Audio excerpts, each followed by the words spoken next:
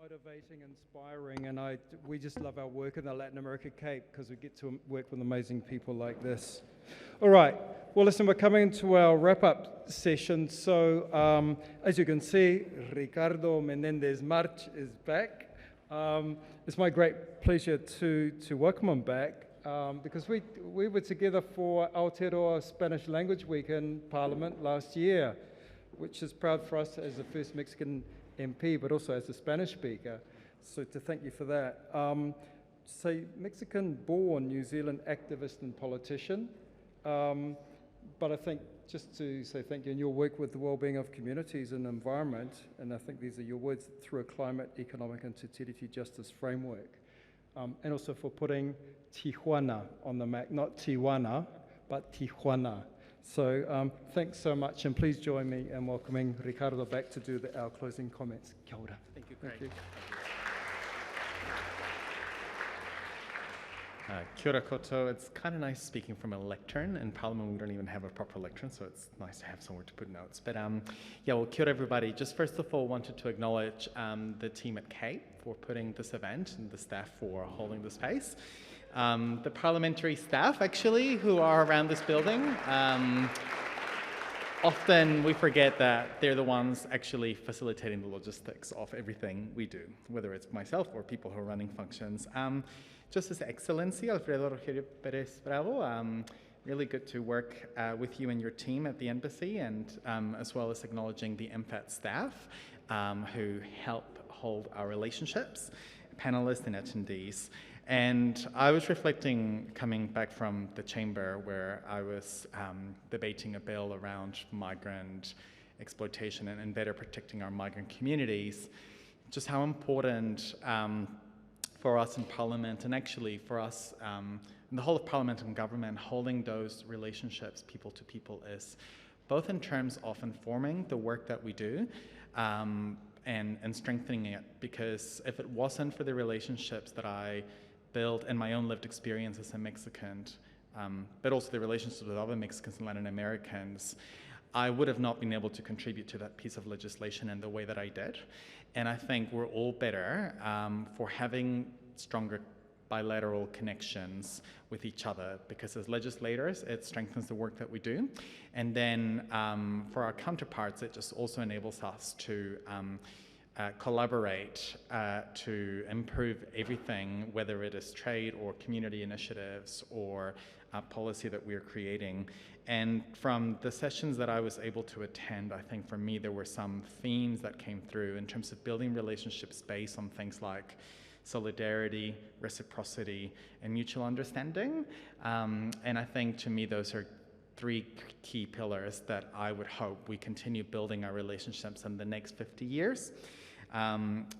Another thing that came through that I didn't get to address in the panel that I just want to briefly note was just how strong of a theme around the working holiday visa was. And I want to leave us with a reflection around this, because a strong theme across every Latin American country and also in our visit to Mexico was the sort of desire to attract New Zealanders to Mexico as part of the working holiday visa scheme. That is something that we all have to work on, and that I acknowledge that as a legislator we also have to work on in terms of communicating the benefits for New Zealanders to spend time in Mexico and get to actually learn what Mexico is like, not from the lenses of mainstream media, but actually from experiencing it in of itself. But also for ensuring that Mexicans coming here have the best experience possible. And I think it's really critical that we work to ensure that this is happening, that we actually understand what experiences people are having here in New Zealand as part of that visa scheme. And I think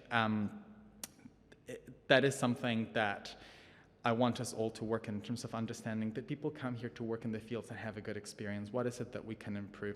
How can we build those people-to-people relationships so that we're hearing about people going to Mexico and coming to Aotearoa from the people themselves?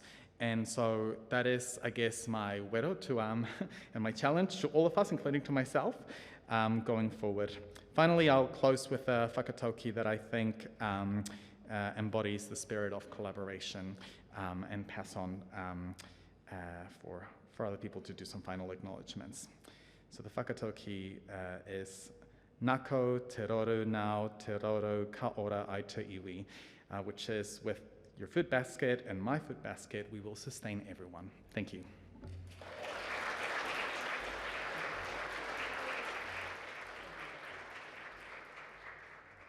Muchísimas gracias, Ricardo, for those lovely remarks. You've probably seen a certain bit of movement to my left, and I'm in the way, but there's something else in the way, so I'll be really quick. Thank you, everyone, for coming. We try and produce a special event. I think we have, but you can't produce a special event and it fails if no one comes. So thank you all for coming. Really do appreciate that. I think we've met across worlds here. I won't list all the different worlds again, but there's quite a diverse audience tonight. Some common themes have already been hit. But talk among yourselves when the drinks come. I really want to echo the thanks to the speaker for his generosity in inviting us to the People's House. That's where we are. Well, the People's House is probably technically next door. But we're in Parliament and it's wonderful. To the chairs who've done a brilliant job keeping everyone to time, the panellists for doing a brilliant job in staying on time. It's hard to speak for 3 minutes. I haven't achieved it. We hope you will enjoy the recording of the event when we send it to you next month. That you come along to similar events marking other diplomatic anniversaries before our time winds up as a Cape. You continue to engage with us more broadly. We also obviously hope you stay for drinks if you can. I'd like to briefly also just acknowledge my own team again. Adriana for initial management of the event, Jorge for taking it over so well, Nikki for suggesting participants and ensuring we kept to time, Nicole, Rachel, Aaron for some event collateral, and Craig at the end. Really important, value the work that you do hugely and the love and the spirit with which we do it together. I was going to give a closing karakia, but Ricardo has already done a beautiful one, so I don't think that's, I don't want to come over the top of that. I will, however, say that you are going to hear a couple of songs from a pillar of the local Mexican community, Carlos Vanay, and after that, I invite you to have drinks. So thank you very much for being part of this wonderful event.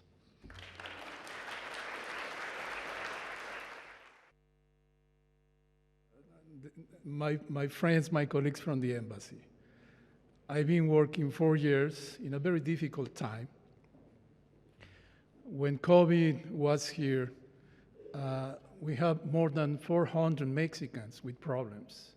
They were strength is the word here and the people of the embassy, Alejandro, Jorge, Dario at that time, Ibrahim, Rola, Lucy, Eric, everybody in the embassy was working very, very hard, and they did a wonderful job. After that, the Mexican community has been growing very fast, which I'm very happy for that. We have more than 3,000 Mexicans now in New Zealand. And fortunately, most of those Mexicans are coming to the embassy for passport or for different consular matters. And that gives me the opportunity to meet one of them, each one of them. And I just want to repeat, I'm very proud of the Mexicans here in New Zealand. All of you are amazing people, but especially my colleagues in the embassy. Alejandro, the deputy, has made a wonderful job.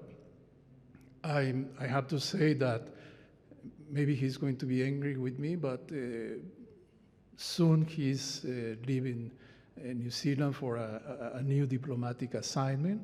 I would miss you a lot, Alejandro, because you're one of the best diplomats in the Foreign Service, Mexican Foreign Service.